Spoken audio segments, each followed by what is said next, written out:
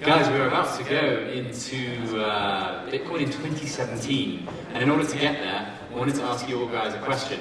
So, if you could all raise your hands, and we're going to go back from 2024 to 2009 to work out who the most OG person is in the room. So if you raise your hand, everybody raise your hand. A bit of audience participation, yeah? Okay, so the idea here is you keep your hand raised until I mention the year that you got into Bitcoin. Okay? So if you got into Bitcoin in 2024, put your hand down. Nice, there's a couple of newbies. 2023, 2022, did you get into Bitcoin in 2021? In 2020, oh, it's a nice OG room, okay. 2019, that's me gone. 2018, 2017, okay, so this talk is definitely for you. 2016, 2015, 2014, I know you got in early. 2013, 2012, wow, the VIP area is OG. 2011, no way. 2010, 2010, okay, wow, that is OG. 2009, anyone, just to check? And the final one is, you're of course, Toshi Nakamoto. But she's not here today. Okay. The point of that was to establish that there are different classes of Bitcoin, and for this keynote today, which is hosted by Khushboo from Lightning Ventures, she's going to discuss about sort of the history of Bitcoin, but as well as that, global energy security. She's also going to address community divisions more synonymous to civil wars, such as the current hash wars that arose from forking Bitcoin in the name of block size wars in 2017. It's going to be a really, really interesting talk. I'm particularly looking forward to this one. So please put your hands together and welcome Khushboo Khullar to the stage. Take it away. Thank you, Joe, for the introduction. Good afternoon, everyone. Thank you for joining. I'm really excited to be here at NiceHash Bitcoin Conference 2024 to share my journey and insights, as I call it, Bitcoin class of 2017. Before I begin, I would give a short introduction to people who don't know me. I'm Dr. Khushboo Khullar, venture partner at Lightning Ventures. Lightning Ventures is a US-based VC firm, and we invest in Bitcoin-native startups. And I call myself Bitcoin class of 2017, though I started working with a Bitcoin startup in 2016. But I went down the rabbit hole, wrapped my head around it, got really invested and committed in the year 2017. Before that, I was an ex-banker at Mizuho Bank, which is a Japanese bank. I was into corporate banking, and I have worked with 3 startups as well. I used to work closely with CXOs. And by education, I'm PhD in economics and MSc in venture creation or entrepreneurship from National University of Singapore. So the agenda that I'll be covering today is energy security, then I'll be talking about the Bitcoin standards and principles, and why it's, the bigger companies like MicroStrategy and MetaPlanet have started putting Bitcoin on their corporate balance sheet, and what problems are entrepreneurs facing, and where is the opportunity, where's the green field for entrepreneurs in this space, and how the Bitcoin progression would look like, starting from store of value to medium of exchange and to unit of account. So I'm going to share 3 angles because I've been in a VC space, then as a hodler, and then as an economist. So as I mentioned, Lightning Ventures is a US-based VC firm where we invest in Bitcoin-native startups. So till now, we have invested in 40 plus Bitcoin companies, to name a few: Keiser, Relay, Unchained, Foundation, Fountain, Azteco, Strike, Satsback, Bitlaw, Blake, Phoenix, many more. And in July 2024, this year, we also launched a crowdfunding platform called Thunderfunder. We did it during the National Bitcoin Conference in July. So the difference is here, even non-accredited investor can also invest in Bitcoin startups. And there's one deal live at the moment we are talking. It's Joel's. Do check out our website, thunderfunder.com. And apart from that, we have Spark services where we help founders with not only 0 to 1, also from -1 to 0, who are looking for incorporating a company, or who's looking for market strategy, or improving their pitch deck, or who needs introduction to other VCs. Yeah, and as a hodler, the challenges that I have seen during my journey is the block size war. I have seen the FTS saga where the scam happened, and also the L2 attack. And as an economist, I have been working on inflation models. I have been forecasting inflation. I've been using R for that inflation modeling, and I know how inflation is important, like be in terms of CPI, the Consumer Price Index, and Wholesale Price Index, and how the monetary policy, how the central bank of a country formulates a monetary policy around it, and how interest rate fluctuation, how it affects the daily lives.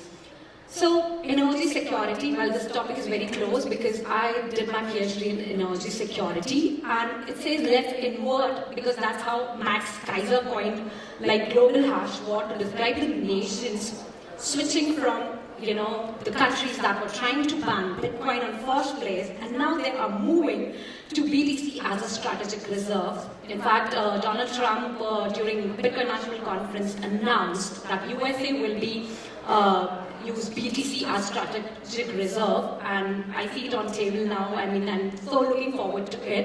But this idea was more marketed and distributed by Jason Lowery in his book Soft War. And when I talk about the attacks that I mentioned in the previous slide, what I meant was the block size war, when people tried to, have another coin called Bitcoin Cash, and they tried to fork a parallel code apart from Bitcoin code, and that's when, at that point of time, people were really scared, like, what will happen, and if you have too opinionated, people trying to figure out how to run Bitcoin, that scares a person like me who's being very new to the space. But later, I realized that Bitcoin is there to be in the hostile environment. It's designed like that. And you will have also debates like, ordinals and inscriptions and runes on Bitcoin blockchain as well. People debate like, why do we need on Bitcoin blockchain if it is a monetary thing? Why do we are creating such spaces? That also scares people. And then I'm based out of Singapore, so I get to hear a lot like we are building L2s, which is better than the Bitcoin. You'll get to hear like we are doing something great on Bitcoin. I guess every epoch you will hear such stories. You will hear every cycle. You will hear we have something better than Bitcoin. But I'm not going to buy that story for sure. And I'm very sure about the Bitcoin capacity, and we don't need anything else better than that. And when it comes to mining, these are the things that attract me. Like it's a matter of fact that energy is something, cheapest energy is something where mining should be happening. If the source of energy becomes expensive, it becomes really difficult for a mining company to make profits, and that is where the logistics comes into play. So container-based, or where you can have shipping and you can move your mining equipment to anywhere, to the source of energy. That's a big opportunity. That's a big, and apart from that, there's satellite where Blockstream is working on it, where there is no geographical limitations, where there is solar power to use, and I'm very bullish on this. I see it to become a mainstream in the next 3 to 5 years. And yes, of course, being a Bitcoiner, I believe in these principles and high standards of Bitcoiners. When we say Bitcoin is permissionless, everyone is welcome. It's censorship resistant, and you do your own research. Don't believe what I'm saying. Just don't trust. Verify. Go ahead and do your research. And if you believe to be your own bank, if you believe in sovereignty, self-sovereignty in fact, then you should hold your coins. You should have self-custody, because as the saying goes, not your keys, not your coins. And when it comes to security protocol, there comes trustlessness. So you don't need an intermediary, you don't need a third party, because by design, Bitcoin is a P2P currency and a decentralized one. Well, I want to give a big shout out to this author, Gerald Swanson, because 30 years back he wrote this book. I mean, the hyperinflation of, so if somebody in the audience is in their 20s and thinking, oh, inflation or hyperinflation is a new concept. Oh no, it's not. It's been there into existence for quite a long time. And this book itself is a testimony to that. And even if you see the US public debt numbers, that even the author projected, like in 1989 it was 2.6 trillion, which increased by 10x in 2020 to 26 trillion, and 2024 to 35 trillion. So we need to, I mean, it's a serious topic. You need to hedge against inflation and also currency devaluation. So when I, do due diligence for a startup, but the basic thing that I start with is the matrix that I follow is, like, what's the problem statement they are solving? What's the current solution in the market right now? What's the new proposed solution? And what's the product? So in order to make you understand with this matrix why MicroStrategy, why MetaPlanet is going for a corporate treasury and they're putting Bitcoin on their balance sheet is because someone like Warren Buffett, who has like so much cash sitting and who's an excellent stock picker, well, why is he having so much cash? That's a story for another day. But companies like Meta, companies like Tesla, Microsoft, Google, so much cash, and their cash gets eroded by the inflation. Still, they are holding so much cash, and the current solution they have is either they'll do equity buyback, or they will go for M&A. They will buy a technology and roll it into a new product, or they'll do R&D investment. Somebody, an MBA, a CFO in that company would go for treasury bills and maybe able to erode or maybe able to combat 4 to 5% inflation, but still they won't be able to, do inflation erosion completely. So the new solution that MetaPlanet and MicroStrategy figured out is the Bitcoin. And I can talk about MicroStrategy here. 2019, 1.4 billion was the market cap. In 2024, it's 54.4 billion. I mean, it saves everything. So that's the best way to hedge against inflation. And I see an opportunity here for bigger companies which are sitting on so much cash to go and follow the playbook of these companies. And also, there's a missing gap here for the small medium enterprises.